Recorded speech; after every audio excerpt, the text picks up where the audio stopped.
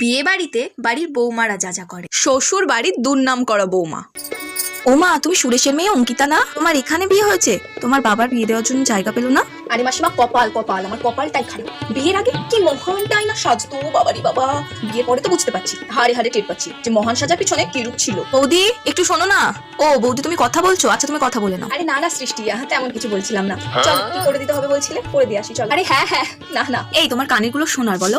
ও এইগুলো না গো, এগুলো সিটি গোল্ডের। ও এই দেখো, এই কানেরগুলো আমার শ্বশুর শাশুড়ি দিয়েছে। তা তোমার শ্বশুর শাশুড়ি কিছু দেয়নি তোমাকে? দিয়েছে গো, দিয়ে কোনো রকমে উদ্ধার হয়েছে।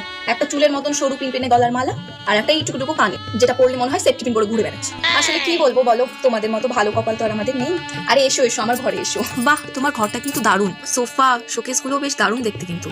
সব আমার বাবারা দিয়েছে। লেপ, ক্যাথা, বালিশ, হাড়ি কুড়ি। আমার শ্বশুর বাড়ি একটা কিছু দেয়নি, সব আমার বাপের বাড়ি থেকে এনেছি। এরকম শ্বশুর বাড়ি আগে কখনো দেখেছো?